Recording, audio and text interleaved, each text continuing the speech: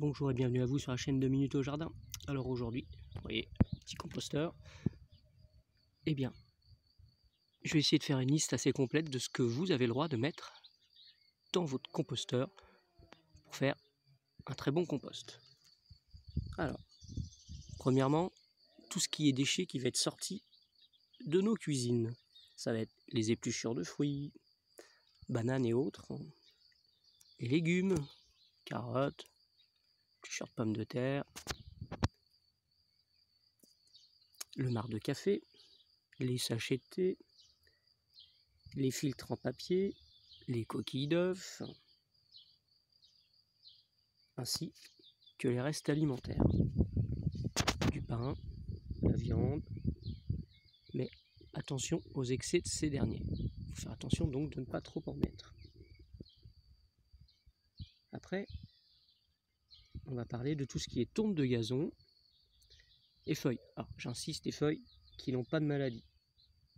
Il faudra faire aussi attention au degré d'acidification de certains feuillages. Je vous rappelle par exemple que le chêne est très acide. Puis il y a aussi d'autres feuillages qui se décomposent beaucoup plus lentement, donc il faut faire attention. On ne peut pas tout mettre non plus si on veut l'avoir rapidement.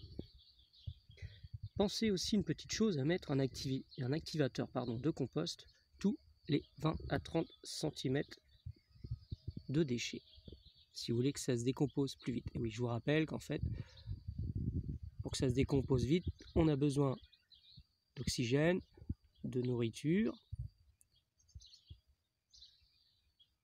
et puis de tous ces petites bêtes qui vont décomposer.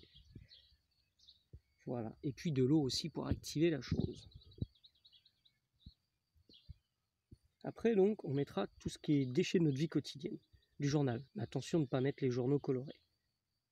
On pourra mettre les bouquets fanés, les sciures de bois non traitées, j'insiste, les mouchoirs en papier, les sopalins,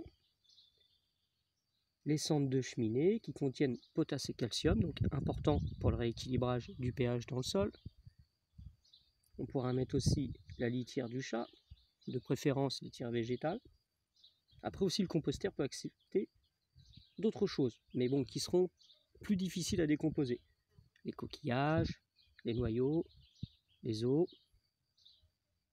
les cartons, les trognons de choux, et pour finir, tout ce qui est branchage non broyé.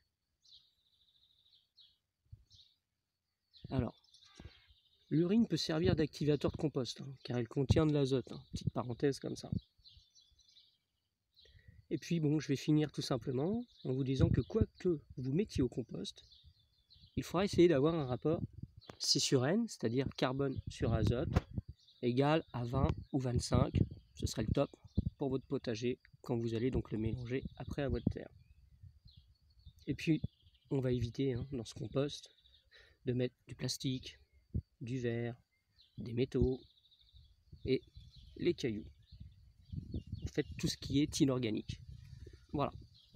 C'est tout pour cette petite vidéo. J'espère qu'elle vous aura plu, qu'elle vous aura servi à quelque chose. N'hésitez pas à liker, vous avez le droit de partager, vous avez le droit aussi de vous abonner à ma chaîne qui s'appelle 2 minutes au jardin, je vous le rappelle. Voilà, vous pouvez vous y abonner, vous allez voir, il y a plein d'autres petites vidéos, ce sont des astuces et d'autres découvertes. Au revoir, à bientôt.